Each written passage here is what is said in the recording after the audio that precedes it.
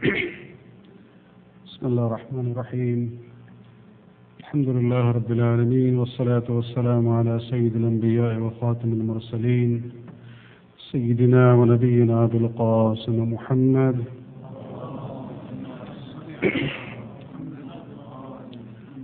وعلى أهل بيته الطيبين الطاهرين المعصومين، واللعنة الدائمة الباقية على أعدائهم من الآن إلى قيام يوم الدين.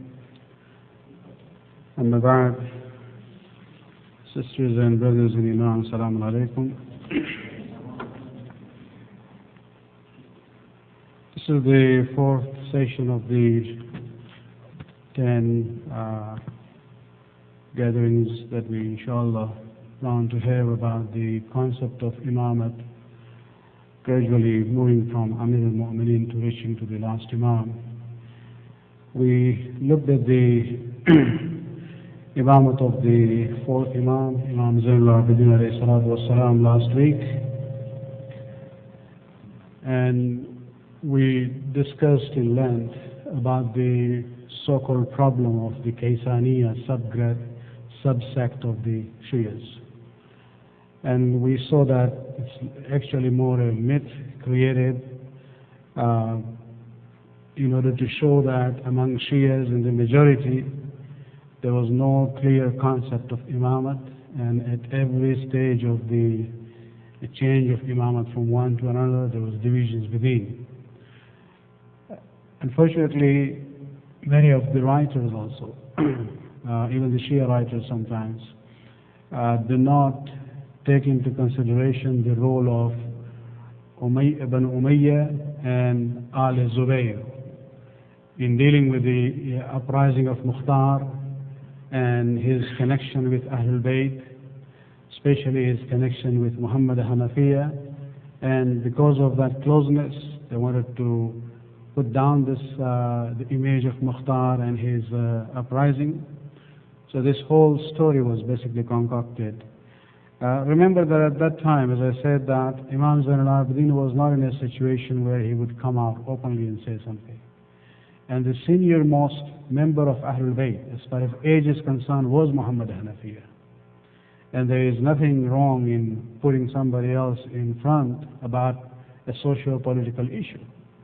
But to say that Muhammad Hanafiya himself claimed to be an Imam and Mukhtar promoted him in that way is completely baseless. The reason why I mentioned that even some of our own writers go into that trap of ignoring the impact or not taking into consideration the impact of the Umayyad and the Al-Zubayr's propaganda against Mukhtar. An example would be a book which is really relatively a very good book by Sayyid Hussein M. Jafari, by the title of The Origins and Early Developments of Shia Islam. This is a good book. It talks about the issue of after the demise of the Prophet, the issue of Khilafat, Saqifa, goes all the way to the events of Karbala and a little bit after that. But you will see even when he deals with the issue of after Karbala, what happened. When it comes to the issue of Mukhtar and Muhammad Hanafiya, he also just goes by what is there in the common history of the Muslims. That Muhammad Hanafiya was promoting, Mukhtar was promoting Muhammad Hanafiya, and Muhammad Hanafiya did not openly object to that, as if showing that maybe Muhammad Hanafiya also was claiming to be an Imam. And actually he goes to the extent of saying that the majority of Shias followed Muhammad Hanafiya. It was very, very later on that they moved gradually to Imam Ali ibn Hussein Zainul-Abidin alayhi salatu wassalam. So, no book is perfect other than the Quran. So I'm not saying this is not a good book, it's a good book, but when you read it, keep in mind that there is this problem as far as the issue of Mukhtar and his movement and the issue of the claim attributed to Muhammad Hanafiya is concerned. For tonight, we'll start with a famous verse about the Ahlul Bayt, which is from Surah number 43, ayat 23, where Allah subhanahu wa ta'ala is ordering the Prophet, قُلْ لَا أَسْأَلُكُمْ عَلَيْهِ أَجْرًا إِلَّا الْمَوَدَّةَ فِي الْقُرْبَى. That, O Muhammad, say to your followers that I don't ask of you for the hard work that I've done any reward except the love for the near ones. Now, I don't want to go into the detail of this majlis. I think if I can remember correctly, last year's majlis, probably on the Shahadat of Hazrat Muslim, I dedicated the whole majlis on this ayat, where you will see in the Quran Allah subhanahu wa ta'ala has asked many prophets again and again to say, I don't want anything from you to their people, because my reward is with Allah. Then he comes to Rasulullah at the end and makes an exception. He says, Oh Muhammad, ask your people. Ask them that you want something from them. And your ajr is going to be the love for your family. Of course, this was a way of showing the importance of the love of the Ahlul Bayt, because then later on another ayat came on the Prophet where he was told, now say to your people, قُلْ مَا سَأَلْتُكُمْ مِنْ عَجْرٍ, the ajr and the reward that I ask from you, فَهُوَ لَكُمْ. It is not for my benefit, it is for your own benefit. So the love of Ahlul Bayt is going to benefit you. This whole concept of loving the group known as Ahlul Bayt and then not following them in Aqidah or Fiqh doesn't make sense. And this is where the issue comes out, that we are told to love them. Why? So that they become the examples for us, they become the role models for us. And that's the issue, that this concept of mawadda has to be extended to following the Ahlul Bayt. And so this is again one important ayat where the issue of leadership of the Ahlul Bayt has been explained in a different way. Moving on tonight, we'll look at the nas about the fifth and sixth Imam together. Beginning with Imam Muhammad al-Baqir alayhi salatu wassalam.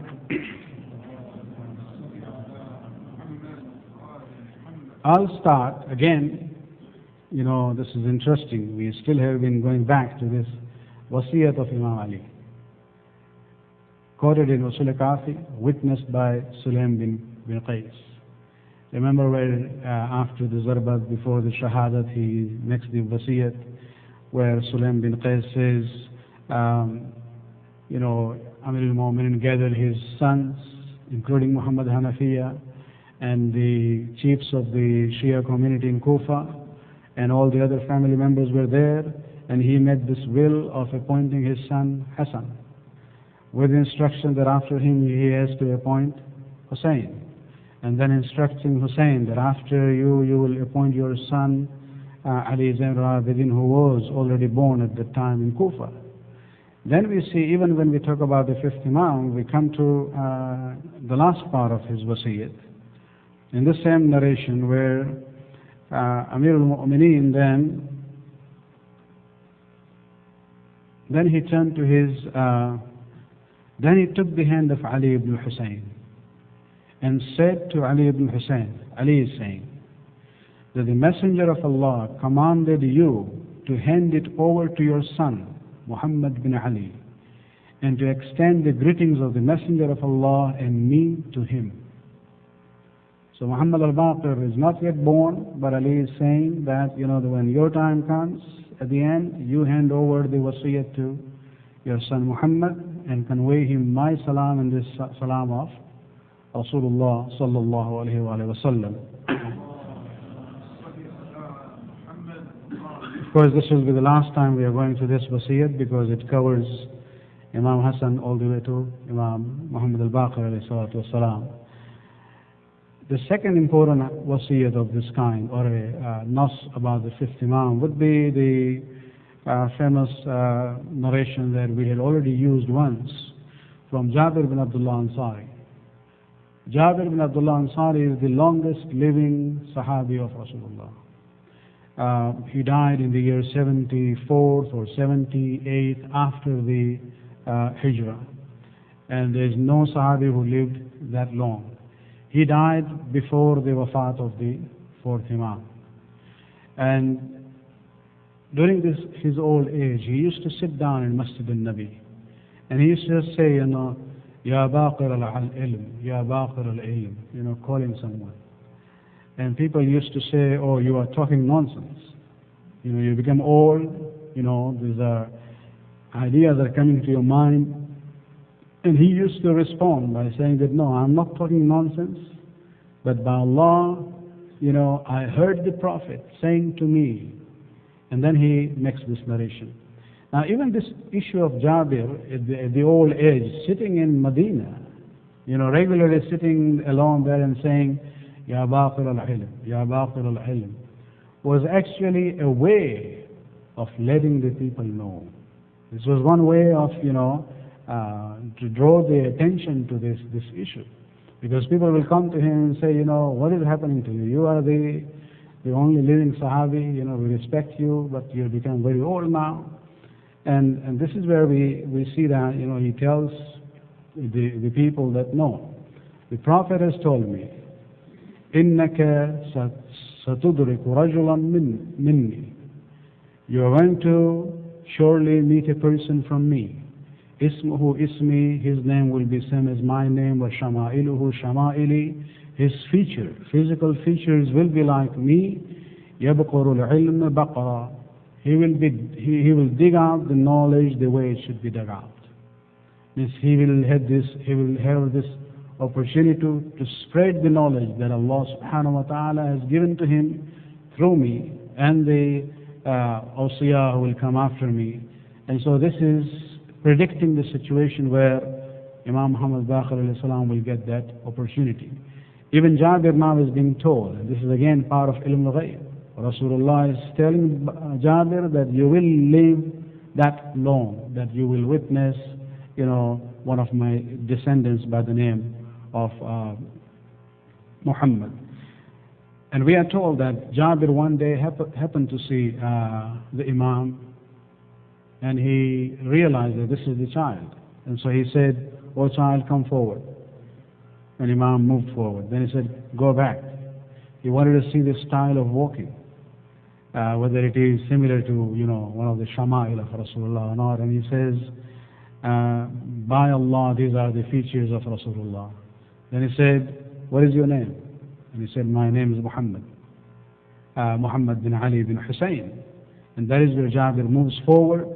He kissed the head of Imam Muhammad al-Baqir, who was very young at that time. And then he says that your grandfather, the Messenger of Allah, conveys salams to you. And that is where Imam responds by saying, وَعَلَى رَسُولِ اللَّهِ سَلَامُ وَعَلَيْكَ. Means, responding to the salam of Rasulullah and Jabir bin Abdullah Ansari. Now this same narration has also been narrated by another individual, one of the companions of the 5th and 6th Imam by the name of Yazid al-Ju'fi. And it's interesting to see the details there. There are some more details in that narration.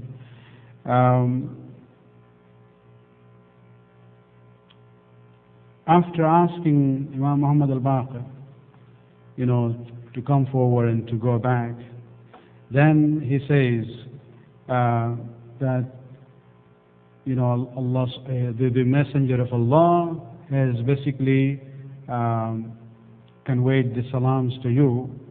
And that's where فَقَالَ أَبُو جَعْفَرَ عَلَيْهِ السَّلَامُ يَا جَابِرْ. Yes. After that, once Jabir came to recognize Muhammad al-Baqir, he used to sit down with him, although he was still a young, child.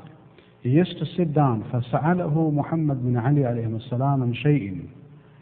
And then while he's sitting there, and keep the age in mind, this is Jabir ibn Abdullah Ansari, the oldest, surviving Sahabi of Rasulullah, and Muhammad al-Baqir is a child. And so Imam Muhammad al-Baqir asked him a question about something. Look at the response. فقال جابر والله لا دخلت في نحي رسول الله. He says to Muhammad al-Baqir, he says, I will not go into the area of prohibition of Rasulullah.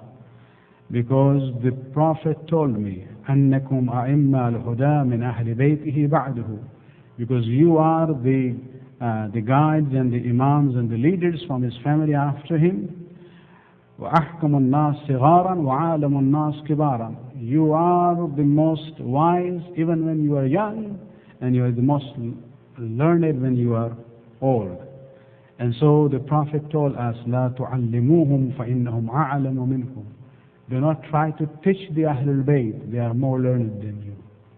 And so instead of responding to the question of Muhammad al-Baqir, he said, if I respond to your question, I am actually violating the prohibition of Rasulullah.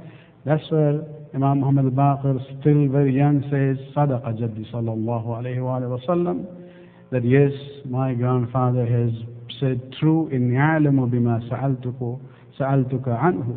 Yes, I know the question that I raised to you. And this was just a way of, getting that opportunity for the people to realize that when it comes to the issue of imamat, it's not an issue of age. If Allah chooses them, He equips them with knowledge. Doesn't matter whether they're a child or young or old. Salawat alayhi.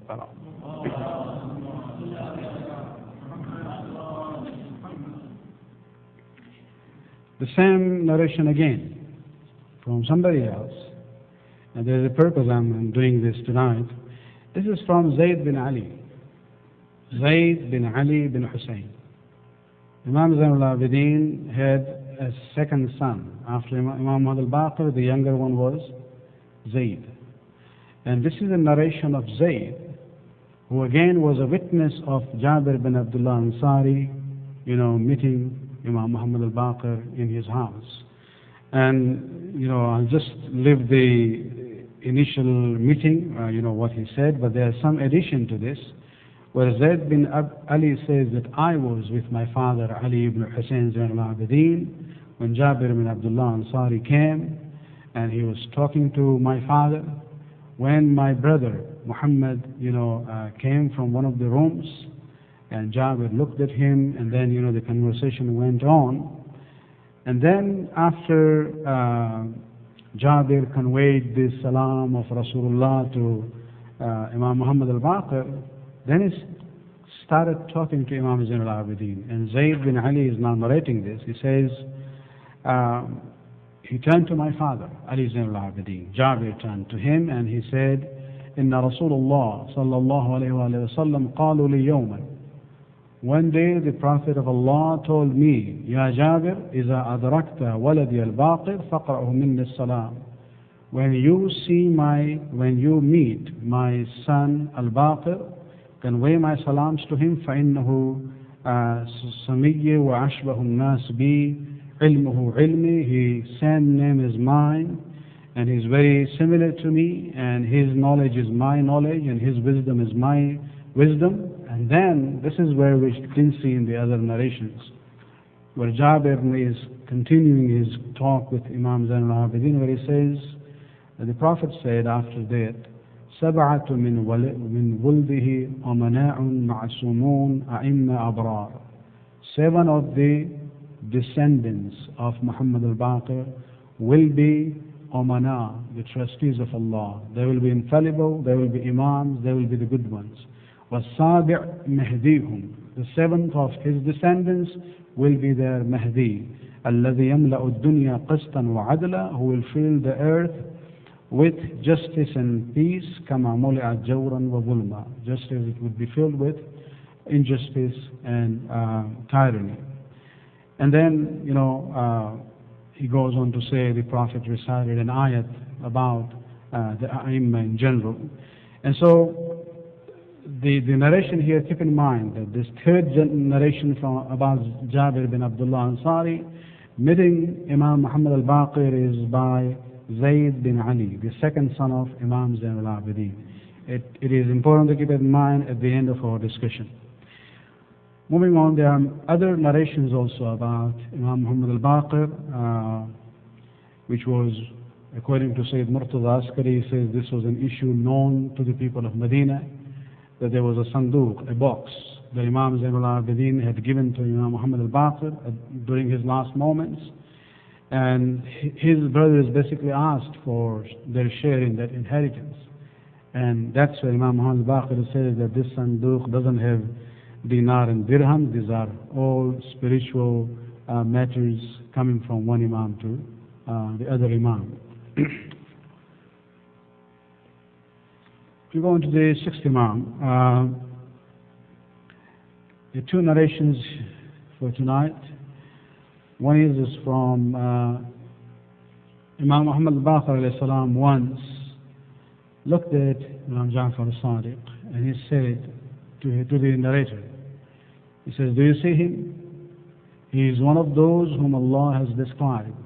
وَنُرِيدُ أَن نَّمُنَّ عَلَى الَّذِينَ اسْتُضْعِفُوا فِي الْأَرْضِ وَنَجْعَلُهُمْ أَئِمَّةً وَنَجْعَلُهُمُ الْوَارِثِينَ. This is an ayat where Allah subhanahu wa ta'ala says, we desire to be gracious or to make a favor on those who have been oppressed on the earth. And what kind of a favor is that? We will make them imams and masters, and we will make them the inheritors of the earth on our behalf. And so this is an ayat about Imamat, and the fifth Imam is applying on his son, Imam Ja'far al-Sadiq alayhi salam. Another hadith in the same line we have from Imam Muhammad al-Baqir, where he was asked by a companion about al-Qa'im, that who will be the Qa'im? And Imam puts his hand on Imam Ja'far al-Sadiq and he says, by Allah, he is the Qa'im of the family of Muhammad. Now there might be confusion. When we say Qa'im, it only applies to the 12th Imam. But if you look at this hadith, you come to realize that there are two meanings to the title Al-Qa'im. One is Al-Qa'im means someone who stands in the place of another. Qa'im maqam, as we call it in Urdu or Farsi. You know, somebody who takes the place of another. So, you know, Imam Hassan is Qa'im maqam of Ali. Hussein is Qa'im maqam of Hassan. Imam Zain al-Abidin is Qa'im maqam of Hussein. So in that sense, Imam Ja'far al-Sadiq is the Qa'im for Imam Ja'far al-Sadiq. He's going to stand in his place. But there is another meaning to the word Qa'im, which is somebody who stands up with sword to establish justice. And when we talk about the 12th Imam, we are using the word Qa'im in that meaning.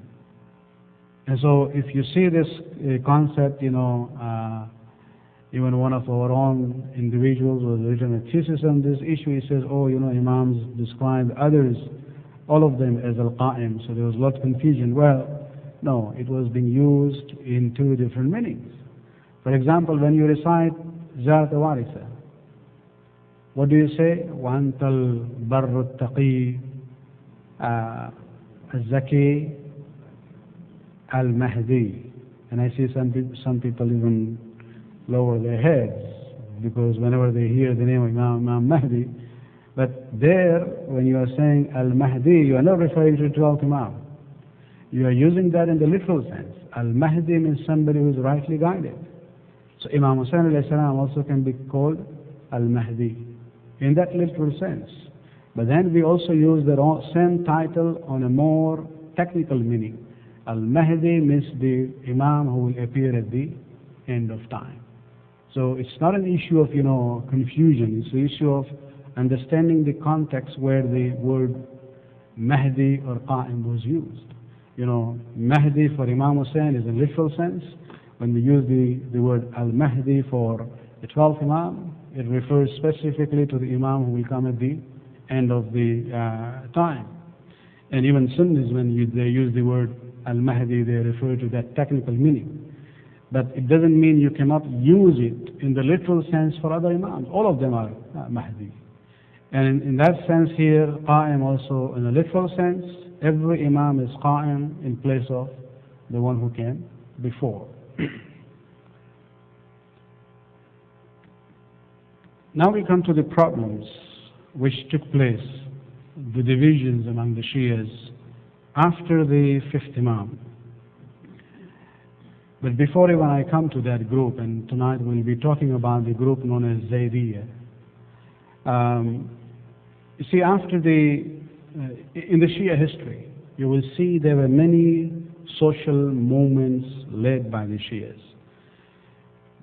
And this is a criteria given to us by a very prominent scholar of this time, the late Sayyid Murtala Askari. He is really, this is a very simple but a very powerful tool for you to study history. He says, wherever you see the social movements, socio-political movements in Shia history, you look at the motives. If that movement, social movement, was based on the principle of Amr bil Ma'ruf and Nahi al Munkar, if that movement was based on the concept of establishing justice and fighting against Zalimeen, then we are with it. But if somebody starts a movement, a social movement, for Mahdawiyyat, claiming to be the Mahdi of Akhir al-Zaman, that's where we will have problem. Doesn't matter whether that person is a descendant of the Imam or a non-descendant of the Imam. So keep that two different motives of the social movements in Shia history. So for example, if you look at the first one, social history for social movements based on Amr bil Ma'ruf and Nahi al Munkar, the whole concept that there is corruption in the society and we have to stand up to correct the situation. Imam Hussain alayhi salam's movement was based on that. If you look at the wasiyat of Imam Hussain, when he left Karbala, he left a written document with Muhammad Hanafiya. And there he says, I have not risen for seeking power or for adventure or because I'm arrogant or I want to oppress anyone. No. إنما خرجت لطلب الإصلاح في أمة جدي. I have risen only for one purpose, to reform the community of my grandfather. أريد أن أأمر بالمعروف وأنهى عن المنكر. He uses the same concept.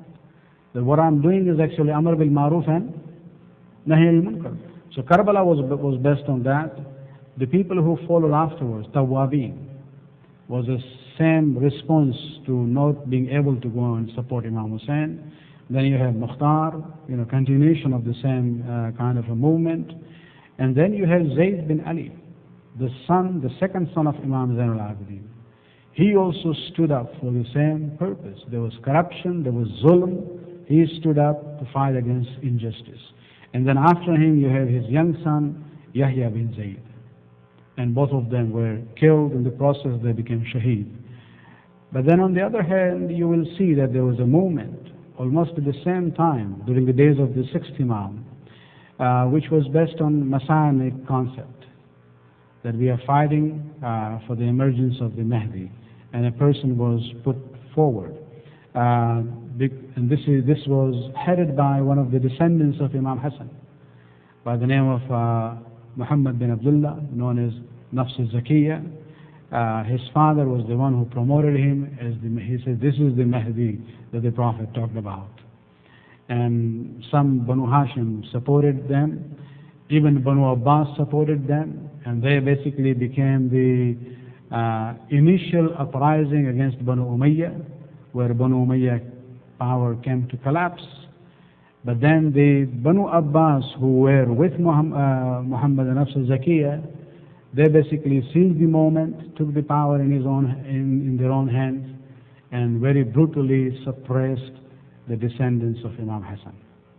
But because it was a movement started in the name of Mahdawiyyat, on a false basis, Imam Ja'far as-Sadiq alayhi salam opposed it. And he said, I will not be part of it. He told Abdullah, who was the father of Muhammad Nafs al-Zakiyya, that if your son is standing up for justice and Amr bil Ma'ruf and Nahi al Munkar, I'm with him. But if he is claiming to be the Mahdi, he is not the Mahdi. Then I'll not support.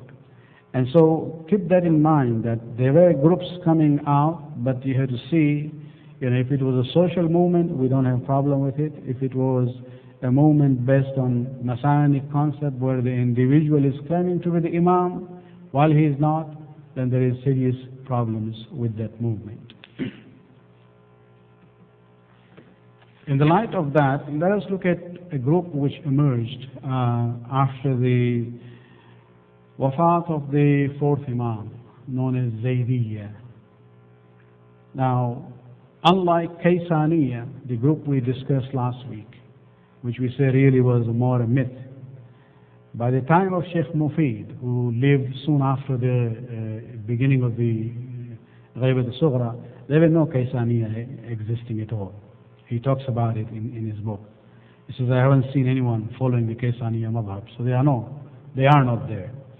As far as the Zaydiyya is concerned, there were 2-3 groups among the Zaydiyya, and one of them still exists in Yemen. There is a large community there who call themselves Zaydiyya, Shia Zaydiyya. And they say we are the followers of Sayyid bin Ali, the son of Imam Zain al-Abidin. The 3 groups, one is Jarudiyya, which doesn't exist anymore. They could have been classified as Shia. Remember we talked about the definition of Shia first day? We were more referring, when we said Zaydiyya, we were referring to Jarudiyya, who believed in Imam Ali as the first rightful successor of the Prophet. But then there were other groups, Sulaimaniyya and Batariyya, and the existing Zaydiyya group in Yemen. They cannot even be classified as Shias. Because number one, they believe that the Prophet did not appoint anyone as his successor. Therefore, they accept Abu Bakr and Umar. They don't accept Usman. Then they go to Ali. And after Imam Ali, they go to Imam Hassan. And after Imam Hassan, they go to Zayd bin Ali. They believe he is the Imam. They ignore Imam Zain al-Abidin. After Imam Hassan, Imam Hussein. After Imam Hussein, they go to Zayd bin Ali. And after Zayd bin Ali, basically they believe that any descendant of Fatima, Sayyid Fatimi, who is an alim of fiqh, who is a mujtahid faqih, and he is a mujahid, willing to take up sword to enforce justice in society and claims to be the imam, would be an imam. And as I said on the first day that, according to that criteria, the Zaydiyya of Yemen should have accepted Ayatollah Khomeini as the imam of their time. Because he was a Sayyid Fatimi, he's a faqih and a mujtahid, and he also, fought in order to establish justice in that society. And as far as their belief system is concerned, they believe the Mu'tazila philosophy, where they believe that Ali is the best after Rasulullah, but it's not necessary for the Imam to be the best. Therefore, they will still accept Abu Bakr and Umar as the Khalifa, although they believe that Ali is a better one after them, before them. And then, in their laws, they actually follow the Hanafi fiqh. So from their belief or their laws perspective, they cannot be classified as Shias. But that's just their brief, beliefs. But let us look at this issue. First, let's know a little bit about Zayd bin Ali, what kind of person he was, before we see whether he ever claimed to be the Imam, in opposition to Imam Muhammad al-Baqir. Because what is the picture that they draw for us is that, after Imam Zain al-Abidin, the Shias were divided into followers of Zayd bin Ali and Muhammad al-Baqir. Muhammad al-Baqir was a quiet person, not into politics. Zayd bin Ali was very, joshful. He took up the sword, and so he is the leader. Of course, there were people of that kind who basically, not because Zayd claimed anything, but their perception was that we want a so-called, quote-unquote, revolutionary leader. We don't want just somebody with knowledge. This is a very appealing issue, especially for the people who are oppressed by the rulers of their time. So even if the ruler doesn't say anything, the leader of the movement doesn't say anything, they just make up his own, conceptions for themselves. But Zayd bin Ali himself is a very outstanding and a very learned member of the family. We respect him. The Shia Islam believe that he was a very pious person. He never claimed to be the Imam. We also know that he is the first narrator of Sahih Sajjadiyya. Sayyid Sajjadiyya from Imam Zainul Abidin has come to the Shias through two channels. One was a version dictated by Imam Zainul Abidin, written in the handwriting of Zayd bin Ali. He wrote it, then he gave it to his son Yahya, and his son, before he was killed, he gave to Muhammad and Ibrahim, two brothers who were sons of Abdullah bin Hassan bin Hassan. So they were the great-grandsons of Imam Hassan. And one day, it was Abdullah, the father probably, who brought that to Imam Ja'far Sadiq alayhi salam. And he said, this is what we have from Zayd. And Imam Ja'far Sadiq called his son Ismail and he said, bring me the book of my grandfather. And he brought it. And they looked at it, and this was Sayyid Sajjadiyya, dictated by Imam Zainul Abidin, but this time it was in the handwriting of Imam Muhammad al-Baqir, which had come to Imam Ja'far Sadiq alayhi salam. And so they sat down and compared both versions, and they saw them to be exactly the same. And so the important thing here is that, when we talk about Sayyid Sajjadiyya, it came from the Imam through two sons, Imam Ja'far al-Sadiq, as Imam Muhammad al-Baqir, and then Imam Ja'far al-Sadiq, and also through Zayd and his son Yahya. And so he is considered to be a very important member of the family of Imam Zainul Abidin.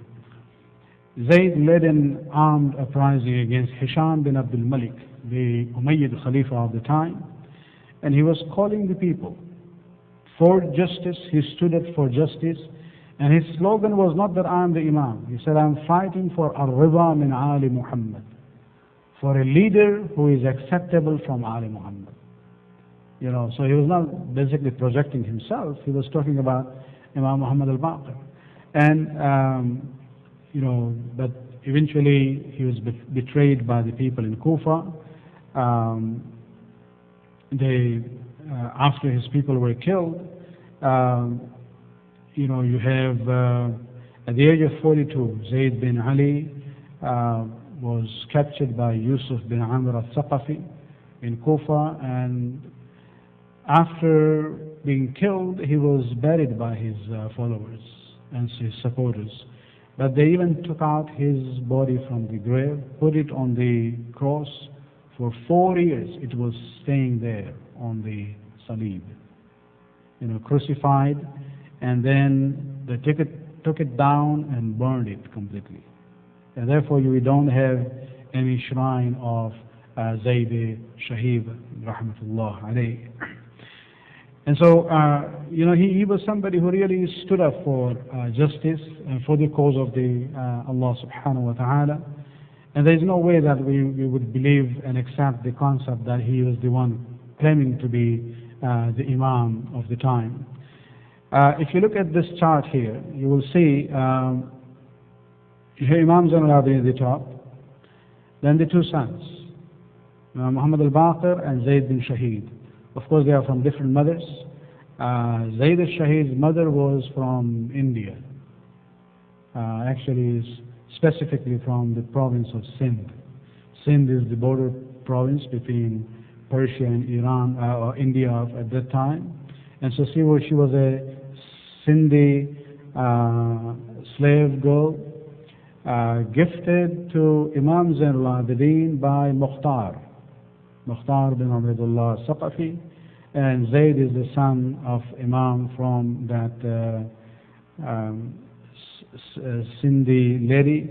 He actually made her free, and then he married her. So it wasn't just the issue of that she was just a slave girl. No, Imam later on married her. And you have Imam Muhammad al-Baqir, then Imam Ja'far al-Sadiq. On the other side you have Zayd bin Shahid and Yahya.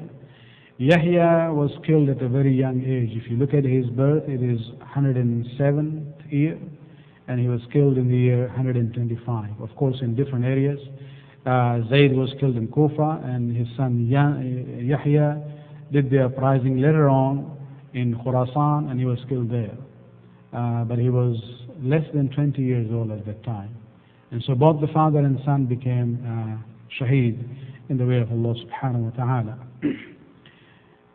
And this all happened during the time of the Imamat of Imam Zainul-Abidin alayhi salam, Imam Ja'far al-Sadiq alayhi salam. So this is an important time period that we have to keep in mind. That's why I wanted to draw that, the chart there, that both the shahadat of Zayd and the shahadat of Yahya took place during the Imamat of Imam Ja'far al-Sadiq alayhi salatu wassalam.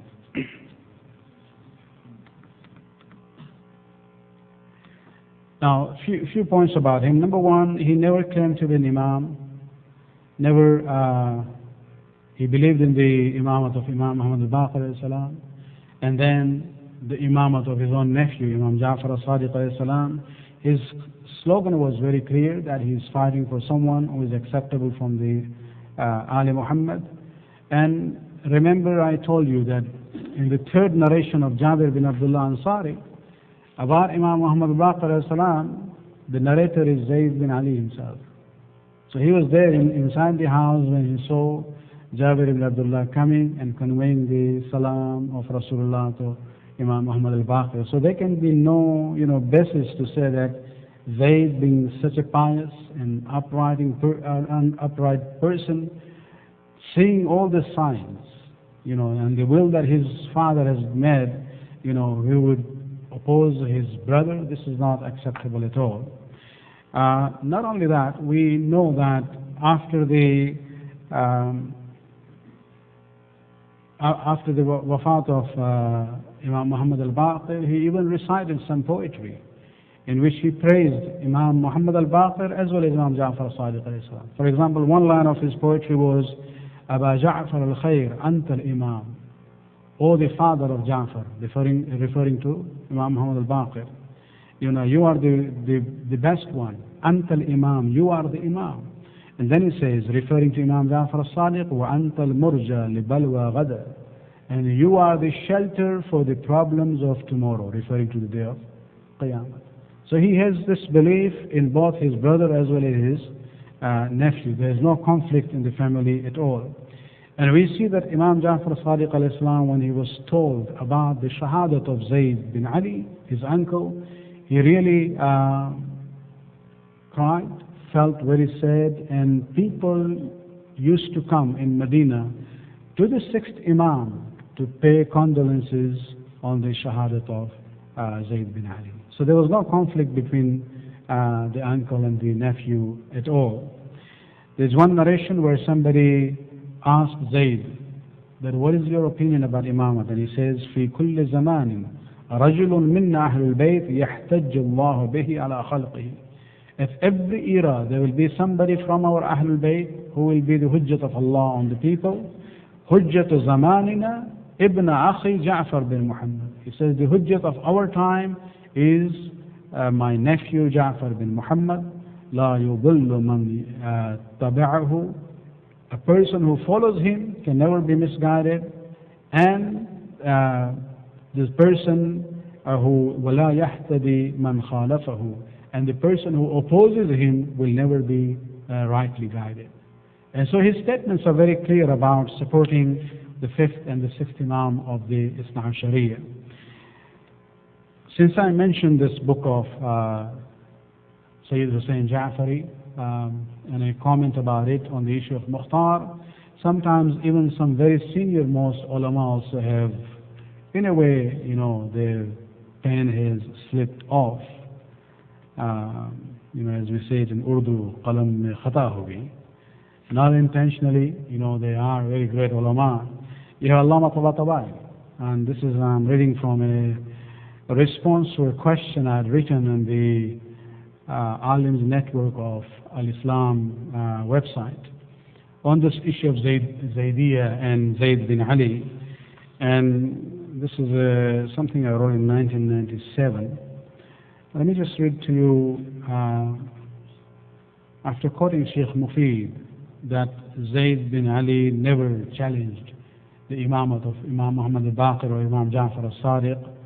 Not only that, there's a quotation here that when Imam Jafar al-Sadiq alayhi salam was informed about the shahadat of Zayd, he was very sad and he set apart 1,000 dinars of his own money for the families of the followers of Zayd who were killed with him. This is quoting Al-Irshad of Sheikh Mufid. And therefore, we cannot accept the statement even by an individual like Allama Tabatabai, who says about Zayd bin Ali that he considered the first caliphs, Abu Bakr and Umar, as the Imams. That's not a true statement. This is from Allama Tabatabai in his book Shia Islam. So, there is no book perfect except the Quran. So keep in mind that sometimes we have a book by very great scholars. It doesn't mean that everything there is A to Z is okay. You have to look at things and come to the right conclusion.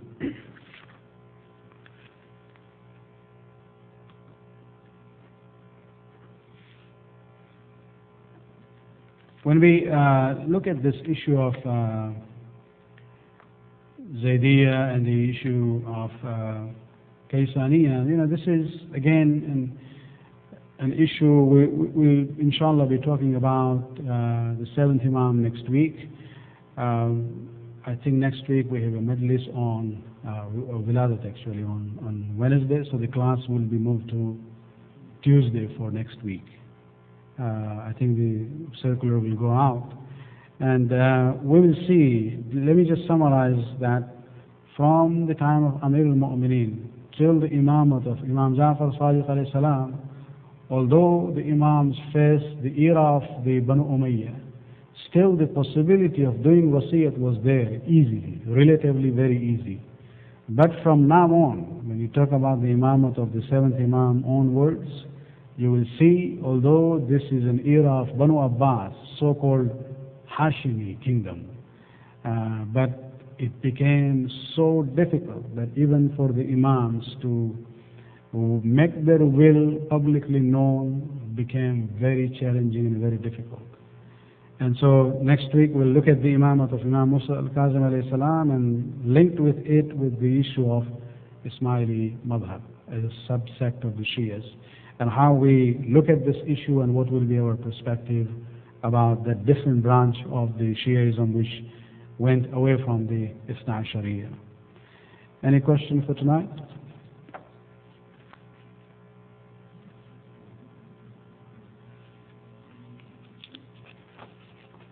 When you see the Zaydi Shia, or when you see the term Zaydiyya, it's nothing to do with some of the Sadat who are from, whose last name is Zaydi. That's just their family line. It's not a mazhab. That's a tribe in a way.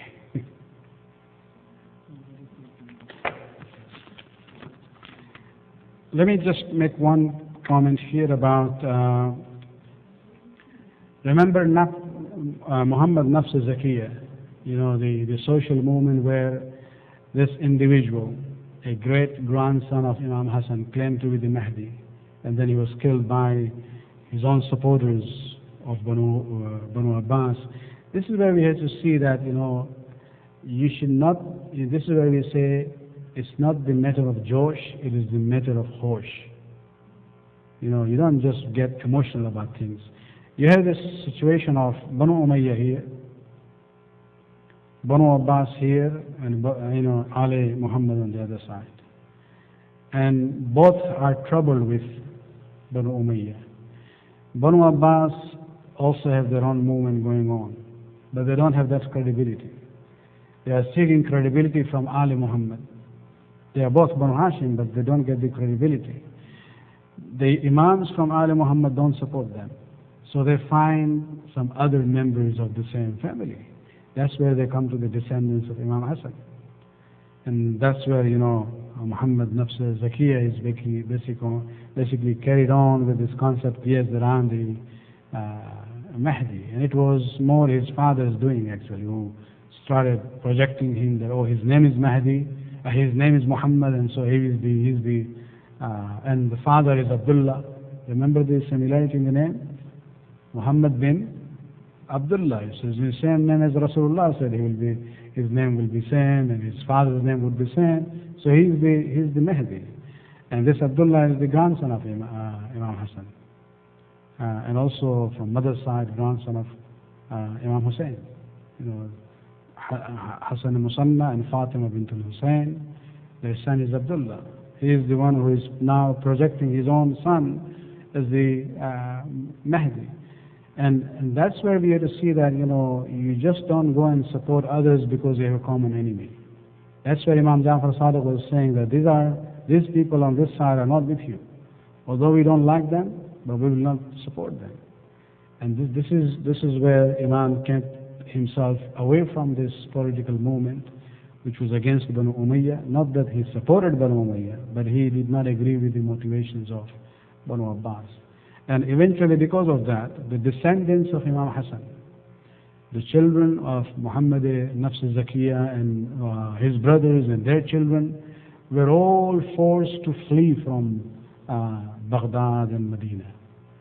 They went all the way to Khurasan, to Yemen, to North Africa, and some of them ended up establishing their own kingdom. Even now, the king of Morocco is from the descendants of Imam Hassan from the same family. And so these are actually the Hassani Sadat who were forced to flee the central Islamic lands because of the zulm of Banu Abbas. And unfortunately, the later generations completely lost their own identity and their own mazhab. We actually have a Sunni alim here in Toronto area who is a Sayyid Hassani from the same North African area, where he has publicly said in one of our gatherings of the ulama, where he said, my ancestors were Shia, but because of taqiyya they became Sunni, and I'm a Sunni. And so, this is how history plays on the long-term basis.